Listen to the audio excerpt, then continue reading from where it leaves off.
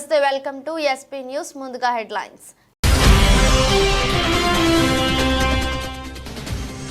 భారతీయులకు వీసా రహిత ప్రవేశాన్ని కల్పించిన శ్రీలంక భారత్తో సహా 35 దేశాల వారికి వీసా ఫ్రీ ఎంట్రీ అక్టోబర్ 1 నుండి ఈ నిర్ణయం అమలులోకి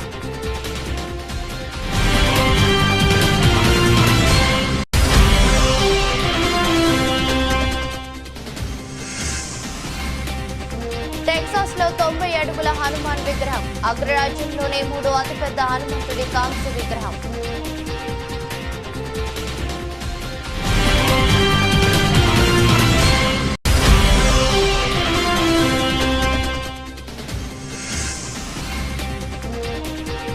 జాతీయ అంతరిక్ష దినోత్సవం గ్రీటింగ్స్ చెప్పిన ప్రధాని మోదీ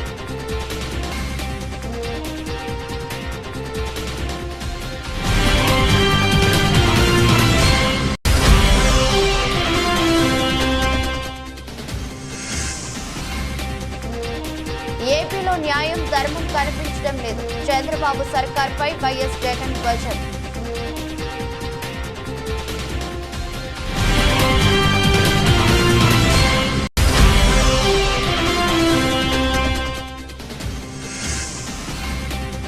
ఢిల్లీకి వెళ్లిన సీఎం రేవంత్ రెడ్డి కాంగ్రెస్ పెద్దలతో భేటీ ఆ అంశాలపై క్లారిటీ వచ్చేనా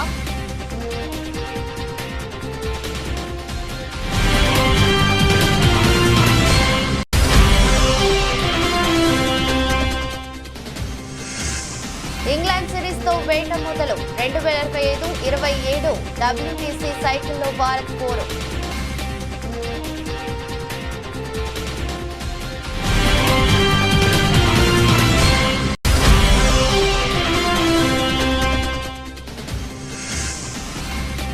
లాభాల్లో ముగిసిన భారత స్టాక్ మార్కెట్లు ఒక్కరోజుకో ఏకంగా 15% లాభాన్ని అందించే అవకాశం ఉన్న 6 స్టాక్స్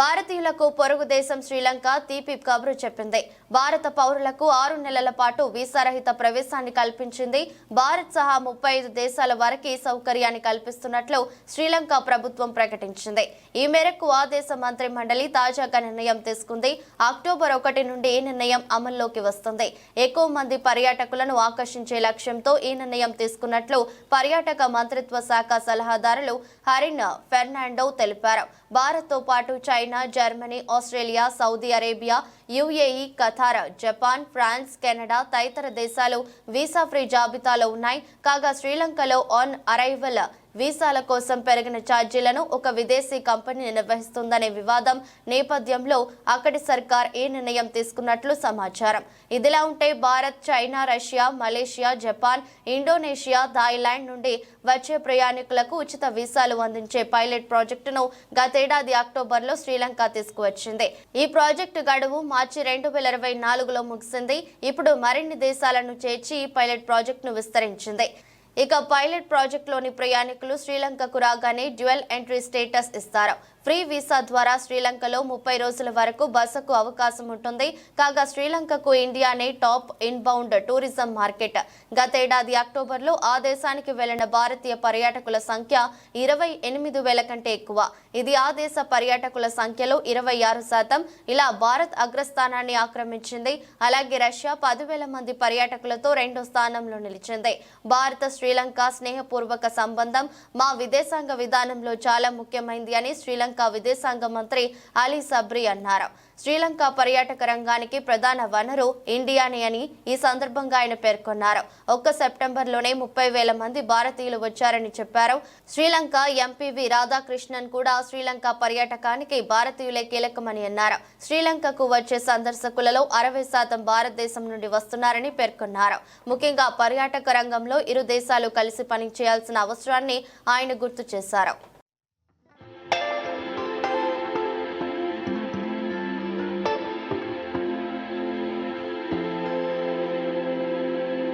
అమెరికాలోని టెక్సాస్ లో 90 అడుగుల ఎత్తైన హనుమంతుడి కాంస్య విగ్రహం ఏర్పాటైంది ఇది అగ్రరాజ్యంలోనే 3వ అతిపెద్దది దీనికి స్టాచ్యూ ఆఫ్ యూనియన్ ఐక్యత విగ్రహం అని పేరు పెట్టారు ప్రపంచంలోని అత్యంత ఎత్తైన విగ్రహాల్లో ఒకటైన ఇది భారతదేశం వెలుపల ఉన్న అత్యంత ఎత్తైన ఆంజనేయుడి విగ్రహంగాను రికార్డులకెక్కింది టెక్సాస్లోనే అత్యంత ఎత్తైన విగ్రహంగా మరో రికార్డు కూడా సొంతం చేసుకుంది. షుగర్ ల్యాండ్లోనే శ్రీ అష్టలక్ష్మి ఆలయంలో చిన్నజీయర్ స్వామి ఈ విగ్రహాన్ని ఆవిష్కరించారు. ఇందులో భాగంగా ఈ నెల 15 నుండి 18 వరకు ప్రాణ ప్రతిష్ఠ మహోత్సవాన్ని ఘనంగా నిర్వహించారు. నిస్వార్థం, భక్తి, ఐక్యతకు గుర్తుగా ఈ విగ్రహాన్ని నిర్వాహకులు అభివర్ణించారు.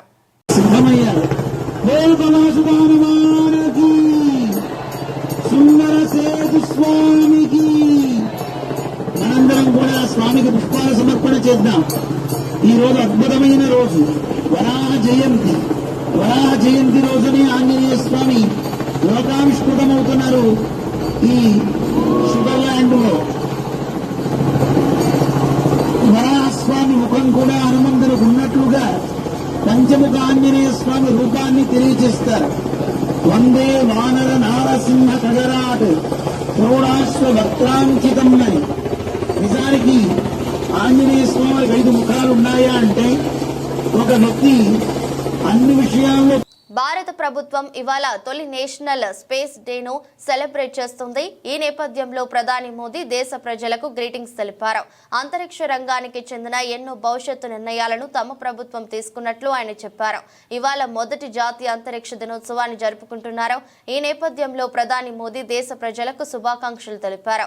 అంతరిక్ష రంగానికి చెందిన ఎన్నో భవిష్యత్తు నిర్ణయాలను తమ ప్రభుత్వం తీసుకుంటున్నట్లు ఆయన వెల్లడించారు. ఇక ముందు కూడా మరెన్నో కార్యక్రమాలు చేపట్టనున్నట్లు ఆయన తన సోషల్ మీడియా ఎక్స్ అకౌంట్ లో తెలిపారు. గత ఏడాది చంద్రయాన్ 3 మిషన్ కు చెందిన స్పేస్ క్రాఫ్ట్ ను విజయవంతంగా చంద్రుడిపై దిగిన నేపథ్యంలో నేషనల్ స్పేస్ డేను ప్రధాని మోదీ ప్రకటించారు. అంతరిక్ష శాస్త్రవేత్తలు చేస్తున్న ప్రయత్నాలను తన ఎక్స్ అకౌంట్ లో మోదీ కొనియాడారు.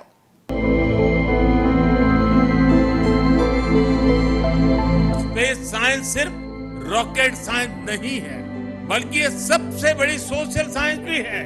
स्पेस टेक्नोलॉजी से सोसाइटी को सबसे अधिक लाभ होता है।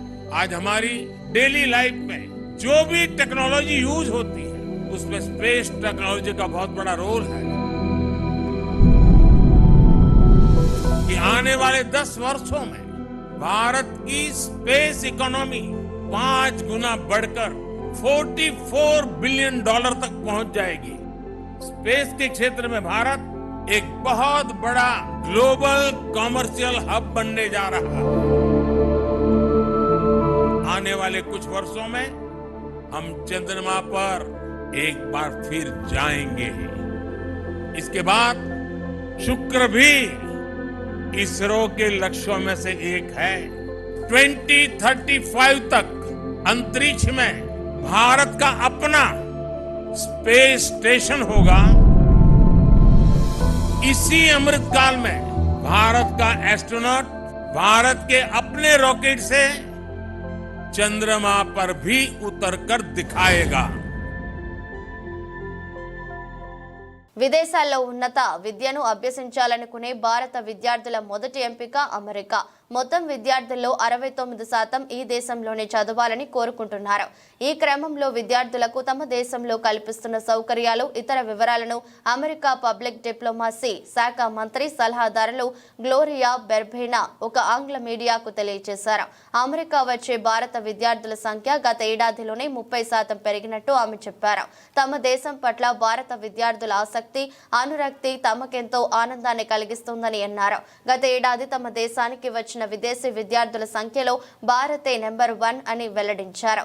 అమెరికా రావాలనుకునే విద్యార్థులు కొంతమంది బ్రోకర్లు, కన్సల్టెన్సీల చేతిలో మోసపోకుండా నేరుగా తామే విద్యార్థులతో సంబంధాలు పెట్టుకునేందుకు ఎడ్యుకేషన్ ఫెయిర్లను నిర్వహిస్తున్నామని చెప్పారు. దీనివల్ల వారి సమయం, డబ్బు ఆదా అవుతుందన్నారు. అందులో భాగంగా 125 అమెరికా యూనివర్సిటీల ఆధ్వర్యంలో ఈ ఆదివారం ఢిల్లీలో ఒక ఎడ్యుకేషన్ ఫెయిర్ ను నిర్వహిస్తున్నట్టు తెలిపారు. అమెరికా రావాలనుకునే విద్యార్థులు దీనికి హాజరు కావాలని ఆమె కోరారు. వివిధ యూనివర్సిటీలలో ఉన్న కోర్సులు, దరఖాస్తు విధానం, వీసా నిబంధనలు, అయ్యే ఖర్చెంత, ప్రవేశార్హత ఇలా తమకు కావాల్సిన వివరాలన్నీ ఇందులో పొందవచ్చునని ఆమె వెల్లడించారు. తమ దేశంలోని 4500 ఉన్నత విద్యా సంస్థలు అద్భుతమైన అక్రిడేటెడ్ డిగ్రీ విద్యను అందిస్తున్నాయని, భారత విద్యార్థులు వీటిని సద్వినియోగం చేసుకోవాలని ఆమె కోరారు.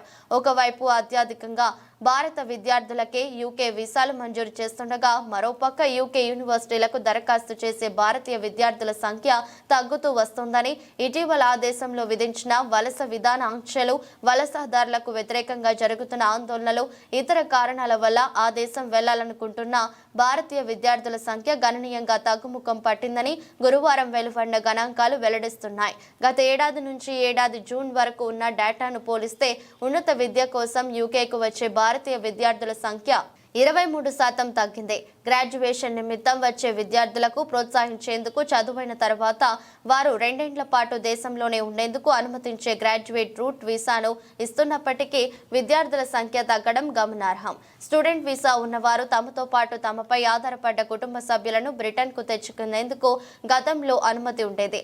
అయితే దానిపై ఆంక్షలు విధిస్తూ గత ఏడాది తెచ్చిన కొత్త నిబంధనలు ఈ తగ్గుదలకు ప్రధాన కారణంగా కనిపిస్తోంది. 2019-2023 కాలంలో యూకేకు వచ్చే విదేశీ విద్యార్థుల సంఖ్య అనూహ్యంగా ఉండేది. వీరిలో ఎక్కువగా భారతీయులు, నైజీరియన్లు ఉండేవారు.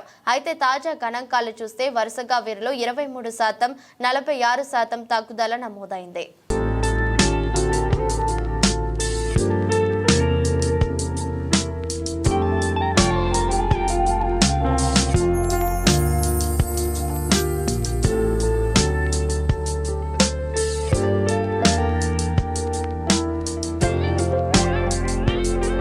ఏపీ మాజీ సీఎం వైఎస్ జగన్ రాష్ట్రంలో చంద్రబాబు సర్కార్ పనితీరుపై మండిపడ్డారు.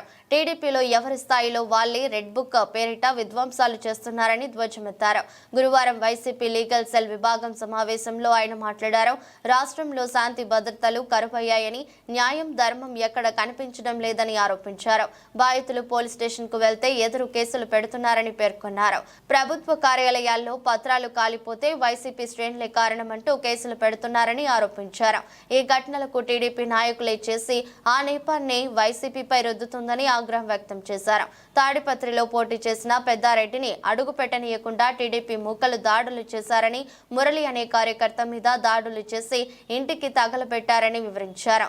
రాష్ట్రంలో జరుగుతున్న అరాచకాలపై న్యాయవాదుల పాత్ర ఎంతో కీలకమని, బాధితులకు అండగా నిలబడాలని సూచించారు.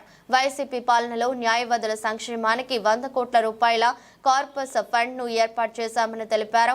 కొత్తగా వృత్తిలోకి వచ్చే న్యాయవాదులకు 3 సంవత్సరాల పాటు ప్రతి 6 నెలలకోసారి 30,000 చొప్పున అందించిన ఘనత వైసీపీదేనని పేర్కొన్నారు. మనం ఆ రోజు పంపించిన మెసేజ్, ముఖ్యమంత్రిగా మనం ఉన్నప్పుడు పంపించిన మెసేజ్, న్యాయం ధర్మం అన్నది అందరికీ ఒకటే, న్యాయం ధర్మం కాపాడడానికి మనమంతా ఉండాలి అని చెప్పి ఆ రోజుల్లో మనం మాట్లాడితే, ఈరోజు మాత్రం ఎలా ఉంది అని అంటే న్యాయం కొందరికి మాత్రమే అన్నట్టుగా తయారు చేశారు ఈరోజు వ్యవస్థను. ఏ స్థాయిలోకి ఈరోజు దిగజారిన లా అండ్ ఆర్డర్ కనిపిస్తూ ఉందనంటే, పై స్థానంలో పైనున్న వాళ్ళు రెడ్ బుక్లు పెట్టుకుంటారు. ఆ రెడ్ బుక్లలో మంచి చేసిన వాళ్ళ పేర్లు ఏదైనా పెట్టుకొని వాళ్ళకు మంచి చేసే కార్యక్రమం జరుగుతుందని అంటే అది కాదు. రెడ్ బుక్లలో ఎవరిని తొక్కాలి, ఎవరిని నాశనం చేయాలి, ఎవరి ఆస్తులు ధ్వంసం చేయాలి, ఎవరి మీద కేసులు పెట్టాలి అనే అంశాల మీద రెడ్ బుక్కులు తయారు చేసుకొని పై స్థానంలో ఉన్న వాళ్ళు రెడ్ బుక్కుల పేరుతో అరాచకాలు సృష్టిస్తూ, దొంగ కేసులు పెడుతూ, ఎలా ఇరికించాలి అని చెప్పి ఆరాటపడుతూ విధ్వంసానికి పై స్థాయిలో వాళ్ళు పాటుపడుతూ ఉంటే, కింది స్థాయిలోకి వచ్చేసరికి ఎవరెవరి స్థాయిలో వాళ్ళు కూడా రెడ్ బుక్కులు తెరవడం మొదలుపెట్టారు.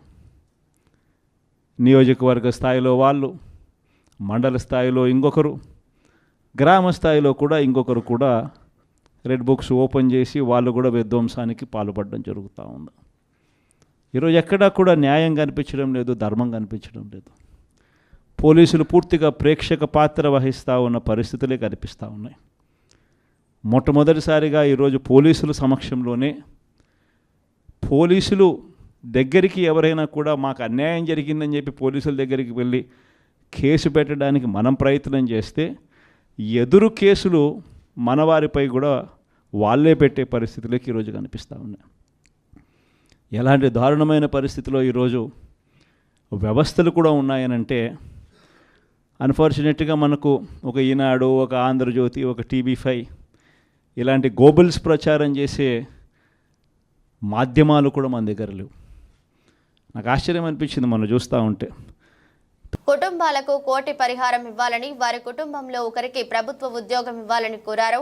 ఇలాంటి ఘటనలు పునరావృతం కాకుండా చూడాల్సిన బాధ్యత ప్రభుత్వానిదేనని అన్నారు. పరిహారం చెక్కులు ఇచ్చిన తర్వాతే డెడ్ బాడీస్ తరలించాలన్నారు.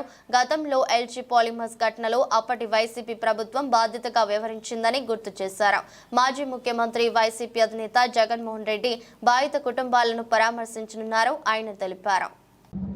2-3 రోజులు ఏదైతే పని ఇందాక మీకు చెప్పిన కలర్ చెప్పిన ఆ 2-3 రోజుల్లో చెక్కులు వాళ్ళ చేతిలో అందాలి. వాళ్ళ కుటుంబానికి వచ్చి వాళ్ళ ఉద్యోగం ఇస్తామనేది భరోసా ప్రొసీడింగ్ ఇవ్వాలి. అది దాని అన్నింటికి కూడా రాతపరకమైన ప్రభుత్వం నుంచి ఒక ప్రొసీడింగ్ ఒక రిలీజ్ రావాలి, జీవో రావాలి. వచ్చినప్పుడే ప్రజలు నమ్మకం ఉంటుంది.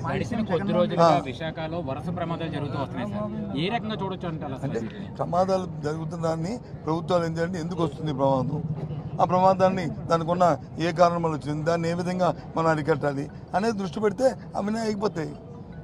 జరిగితే జరిగింది అని నిర్లక్ష్యం ఉంటే ఒకదాని తర్వాత రెండో వస్తుంది.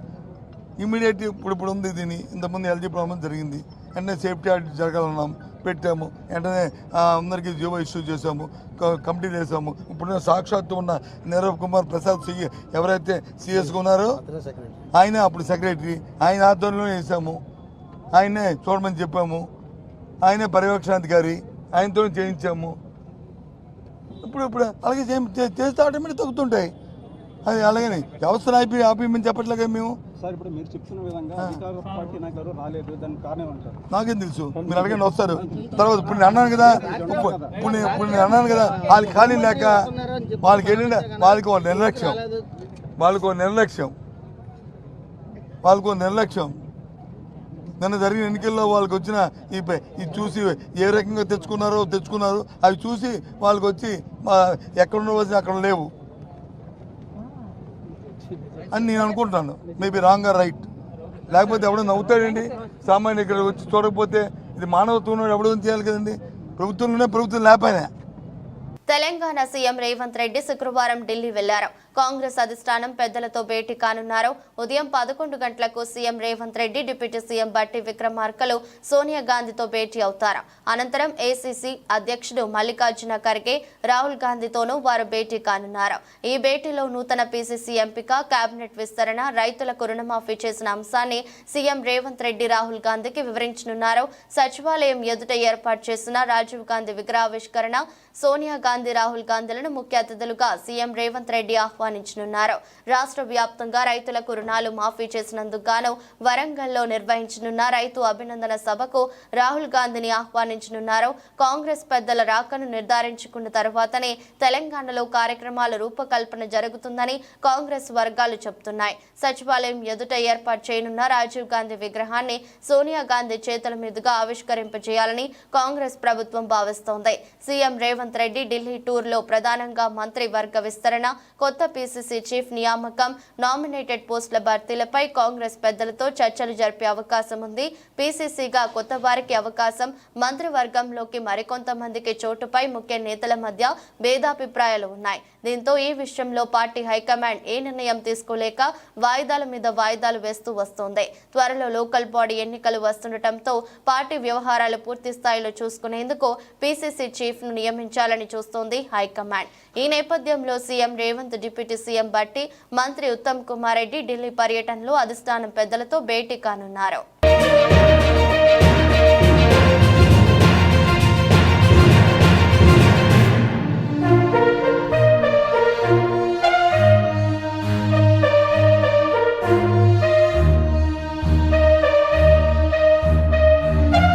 తెలంగాణ స్పోర్ట్స్ అథారిటీ ఆధ్వర్యంలో నూతనంగా రూపొందించిన రాష్ట్ర స్పోర్ట్స్ లోగోను సచివాలయంలో ఆవిష్కరించిన ముఖ్యమంత్రి Revanth Reddy, sports authority chairman Shiva Sena Reddy, MD తదితరులు. రాష్ట్రంలో పంచాయతీరాజ్ వ్యవస్థ బలోపేతం చేయటమే లక్ష్యంగా ఎన్డీఏ కూటమి ప్రభుత్వం పనిచేస్తోందని ఉప ముఖ్యమంత్రి పవన్ కళ్యాణ్ పేర్కొన్నారు. గ్రామాల అభివృద్ధికి ప్రత్యేక చర్యలు తీసుకున్నామన్నారు. ఒకే రోజు 13,326 గ్రామాల్లో గ్రామ సభలు నిర్వహిస్తున్నామని తెలిపారు. ఎన్నికల సమయంలో ఎన్డీఏ కూటమి ప్రభుత్వం ఏర్పరిచిన వెంటనే పంచాయతీరాజ్ వ్యవస్థని బలోపేతం చేస్తాం. ప్రభుత్వ పనితీరులో పారదర్శకత, జవాబుదారీతనం తీసుకొస్తామని మాట ఇచ్చాం. ఇచ్చిన మాట ప్రకారం ఈ నెల 23వ తేదీన దేశంలో మునిపెన్నడూ లేని విధంగా, జరగని విధంగా రాష్ట్రంలోని 13,326 పంచాయతీల్లో 4,500 కోట్ల రూపాయల నిధులతో 87 రకాల పనులతో గ్రామాభివృద్ధి చెందేలా, 9 కోట్ల పని దినాలతో 54 లక్షల కుటుంబాలకు ఉపాధి కల్పించేలా మహాత్మా గాంధీ జాతీయ గ్రామీణ ఉపాధి హామీ పథకం కోసం ఒకే రోజున గ్రామ సభలు నిర్వహించి తీర్మానాలు చేస్తున్నాం. దేశంలోనే పంచాయతీ వ్యవస్థను ప్రవేశపెట్టిన రెండో రాష్ట్రం మనదే. అనంతపురం జిల్లా ఎస్పీ జగదీష్ ను కలిసిన ఎమ్మెల్సీ శివరామరెడ్డి, వైఎస్ఆర్సీపీ నేతలు అనంత వెంకట్రామరెడ్డి, శంకర నారాయణ, తలారి రంగయ్య, కేతిరెడ్డి పెద్దారెడ్డి, కార్పొరేటర్ సాకే చంద్రశేఖర్, జేసీఎస్ కన్వీనర్ శివారెడ్డి తాడిపత్రిలో ఇటీవల జరిగిన ఘటనల గురించి వివరించిన నాయకులు జిల్లాలోని ఇతర నియోజకవర్గాల్లోనూ నెలకొన్న పరిస్థితిపై సుదీర్ఘంగా ఎస్పీతో చర్చించిన నేతలు అప్రజాస్వామికంగా తమ పార్టీ నాయకులు, కార్యకర్తలపై అధికార పార్టీ నేతలు దాడులకు పాల్పడి ఆస్తులు ధ్వంసం చేసే ప్రజాస్వామ్యబద్ధంగా ప్రతిఘటిస్తామని స్పష్టం చేసిన నాయకులు జిల్లాలో వైసీపీ శ్రేణులపై జరుగుతున్న దాడుల మీద నేతలు ఆగ్రహం. మాజీ ఎంపీ అనంత కామెంట్స్. ఒక మాజీ ఎమ్మెల్యే తన నివాసానికి వెళ్లేందుకు అడ్డంకులు సృష్టిస్తున్నారు. త్వరలోని తాడిపత్రిలో మాజీ ఎమ్మెల్యే కేతిరెడ్డి పెద్దారెడ్డిని ఉండేలా పోలీసులు చర్యలు తీసుకోవాలి. లేదంటే జిల్లాలోని వైసీపీ శ్రేణులు తామంతా కలిసి పెద్దారెడ్డిని తాడిపత్రికి పిలుచుకొని వెళ్తాం. రాష్ట్ర వ్యాప్తంగా అనేక నియోజకవర్గాల్లో ఇలాంటి పరిస్థితులే ఉన్నాయి. దీనిపై జిల్లా పోలీసులు చర్యలు తీసుకోవాలి.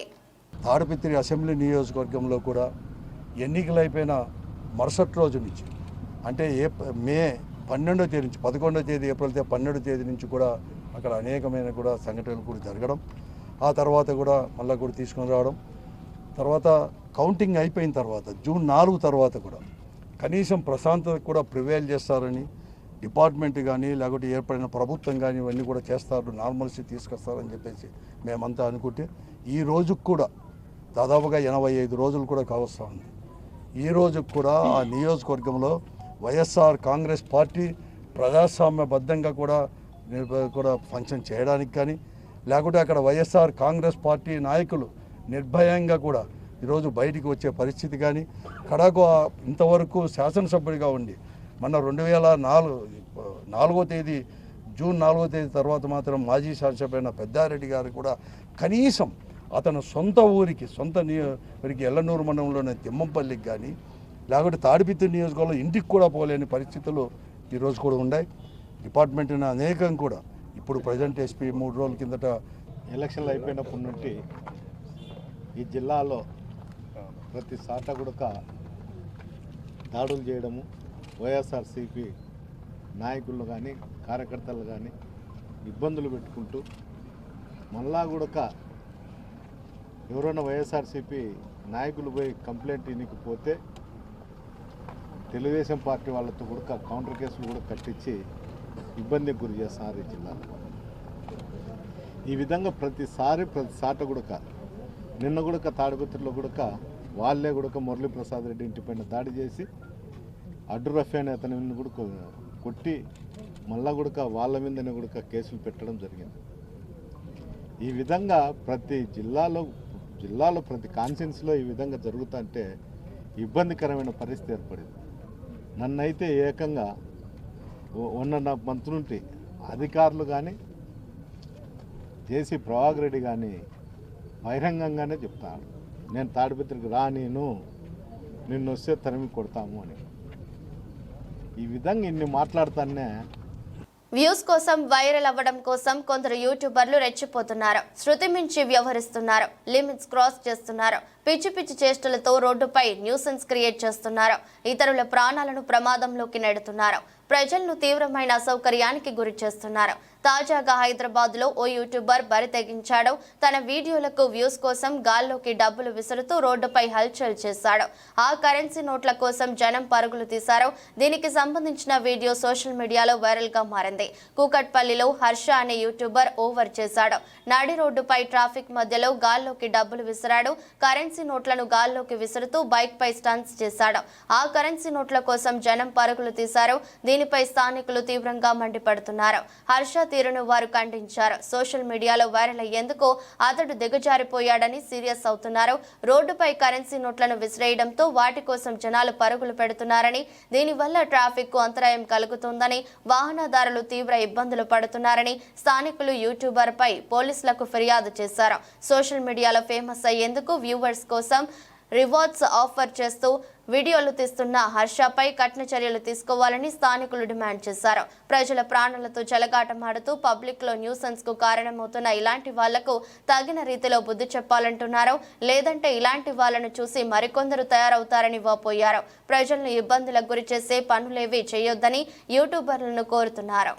పబ్లిక్ మధ్యలో పైసలు ఎగిరించినాం 50,000 ఎగిరించినాం ముద్దెప్పు గట్ల గాలి 2 గంటల పైసలు అవి అంతే. సో ఏం లేదు, నా టెలిగ్రామ్ ఛానల్లో జాయిన్ కావాలి. నీకు కూడా రోజు 10,000, 12,000, 20,000 లాగా నేను ఏం చేపిస్తాను. నా ప్రొడక్షన్ నువ్వు మెయింటైన్ చేసినావు అనుకో, 2,000 డిపాజిట్ చేసుకో. గాలి 2,000 డిపాజిట్ చేసి 10,000 అయితే చేపిస్తాను. నా ప్రొడక్షన్ నువ్వు విన్నావు అనుకో. భయాలో టెలిగ్రామ్ ఛానల్ లింక్ ఉంటుంది, వెళ్ళి మీరు జాయిన్ కావండి. ఫుల్ పైసలు అయితే ఏం చేసుకోండి. వీడియో ఎదురుతో టాలీవుడ్ యువ హీరో కిరణ్ అబ్బవరం ఓ ఇంటివాడయ్యాడు. తన అరంగేట్రం మూవీ రాజావారు రాణిగారులో నటించిన తోటి నటి రహస్య గోరఖ్ను పరిణమాడాడు. గురువారం కుటుంబ సభ్యులు అతి కొద్ది మంది అతిథుల సమక్షంలో ఈ జంట పెళ్లి బంధంలోకి అడుగుపెట్టింది. 2019లో తొలి చిత్రం రాజావారు రాణిగారు షూటింగ్ సమయంలో కిరణ్ రహస్య మధ్య ఏర్పడిన స్నేహం కాస్త ఆ తర్వాత ప్రేమగా మారింది. దీంతో కొంతకాలం ప్రేమను ఎంజాయ్ చేసిన ఈ జంట కొన్ని రోజుల క్రితం తాము పెళ్లి చేసుకోబోతున్నట్లు ప్రకటించింది. గురువారం వివాహ బంధంతో ఒకటైంది. ఈ పెళ్లి తాలూకు వీడియోలు ప్రస్తుతం సోషల్ మీడియాలో వైరల్ అవుతున్నాయి.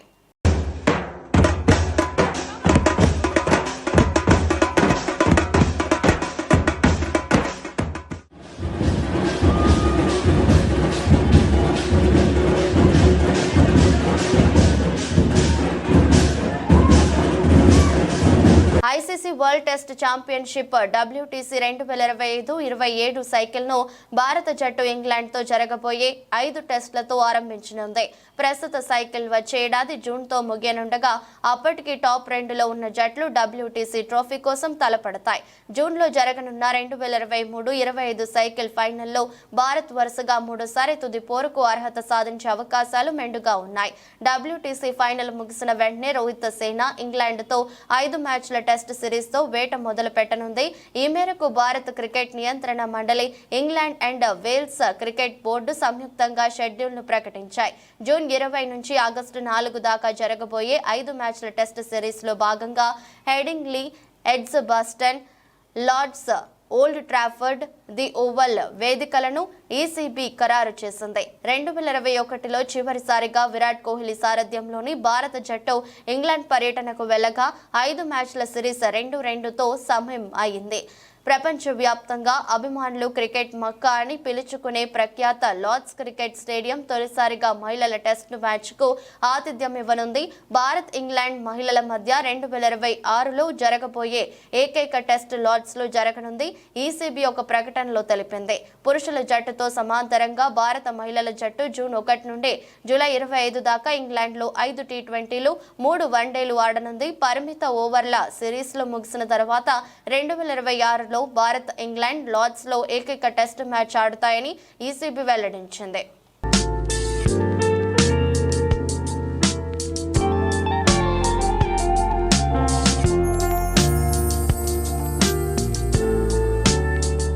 గురువారం ముగిసిన ట్రేడింగ్ సెషన్లో దేశీయ బెంచ్ మార్క్ ఈక్విటీ సూచీలు స్వల్ప లాభాల్లో ముగిశాయి. ఎస్ మరియు పి బిఎస్సి ఇండెక్స్ 0.18% లాభపడి 81,053 వద్ద ముగియగా ఎన్ఎస్సి నిఫ్టీ 50 ఇండెక్స్ 24,800 మార్కుకి పైన ముగిసింది. ఇక రానున్న రోజుల్లో ఎన్ఎస్సి నిఫ్టీ 50 ఇండెక్స్ 25,100 మార్క్కి చేరుకునే అవకాశం ఉందని ప్రముఖ బ్రోకరేజ్ కంపెనీ అయిన HDFC సెక్యూరిటీస్ కి చెందిన స్టాక్ అనలిస్ట్ అయిన నాగరాజ్ శెట్టి తెలిపారు. అలాగే ఈరోజు ట్రెండింగ్ లో మంచి లాభాలను అందించే అవకాశం ఉన్న 6 స్టాక్స్ ను నాగరాజ్ శెట్టి స్టాక్ మార్కెట్ ఇన్వెస్టర్ల కోసం రికమెండ్ చేయడం జరిగింది. ఇక ఈ 6 స్టాక్స్ కి సంబంధించిన పూర్తి వివరాల్లోకి వెళ్తే స్మాల్ క్యాప్ కేటగిరీకి చెందిన పవర్ డిస్ట్రిబ్యూషన్ సెక్టార్ స్టాక్ అయిన బిఎఫ్ యూటిలిటీస్ లిమిటెడ్ షేరుకి 935 టార్గెట్ ప్రైస్ తో పాటు 760 స్టాప్ లాస్ ను ఇస్తున్నట్లు నాగరాజ్ శెట్టి స్టాక్ మార్కెట్ ఇన్వెస్టర్లకు సూచించారు. చివరి ట్రేడింగ్ సెషన్ లో ఈ స్టాక్ 2.5% లాభపడి 819.05 వద్ద ముగిసింది. ఒకవేళ ప్రస్తుత ధర వద్ద ఈ కంపెనీ షేరును కొనుగోలు చేసినట్లయితే సుమారు 15% లాభాన్ని పొందే అవకాశం ఉంటుందని నాగరాజ్ శెట్టి తెలిపారు. ఈ ఏడాది కాలంలో ఈ స్టాక్ 28% లాభాన్ని తమ వాటాదారులకు అందించింది. ప్రస్తుతం ఈ కంపెనీ మార్కెట్ క్యాప్ సుమారు 3090 కోట్లుగా ఉంది. స్మాల్ క్యాప్ కేటగిరీకి చెందిన ఎఫ్ఎంసీజీ సెక్టార్ స్టాక్ అయిన జై శ్రీటీ మరియు ఇండస్ట్రీస్ లిమిటెడ్ షేరుకి 155 టార్గెట్ ప్రైస్ తో పాటు 129 స్టాప్ లాస్ ను ఇస్తున్నట్లు నాగరాజ్ శెట్టి స్టాక్ మార్కెట్ ఇన్వెస్టర్లకు సూచించారు. చివరి ట్రెండింగ్ సెషన్ లో ఈ స్టాక్ 6.6% లాభపడి 138.75 వద్ద ముగిసింది.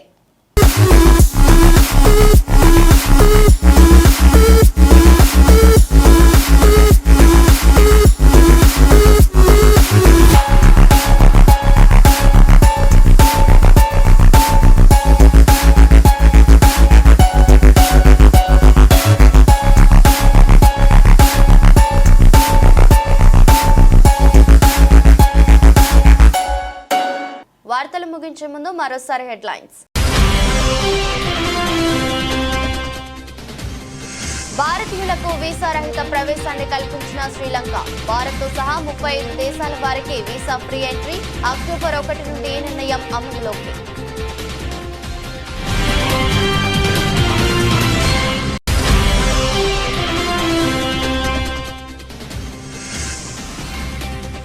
టెక్సాస్ లో 90 అడుగుల హనుమాన్ విగ్రహం. అగ్రరాజ్యంలోనే 3వ అతిపెద్ద హనుమంతుడి కాంస్య విగ్రహం.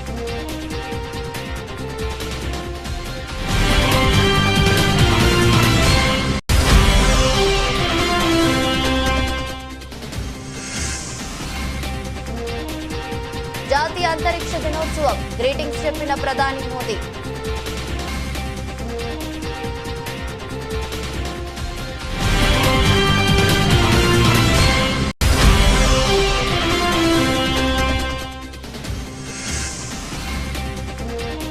ఏపీలో న్యాయం ధర్మం కనిపించడం లేదు. చంద్రబాబు సర్కార్పై వైఎస్ జగన్ ధ్వజం.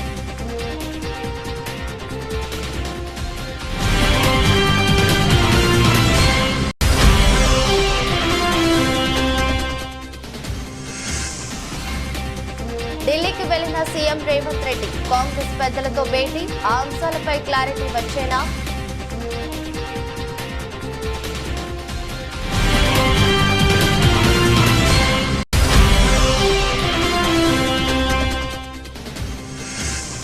ఇంగ్లాండ్ సిరీస్ తో వేట మొదలు. 2025-27 WTC సైకిల్లో భారత్ పోరు.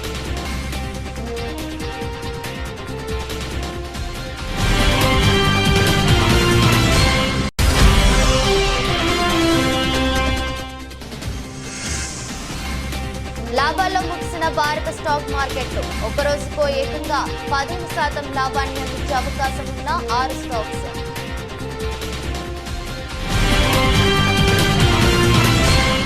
ఎదురొష్టి బులెటిన్ మరో బులెటిన్లో మళ్ళీ కలుద్దాం. అంతవరకు సెలవు. నమస్కారం.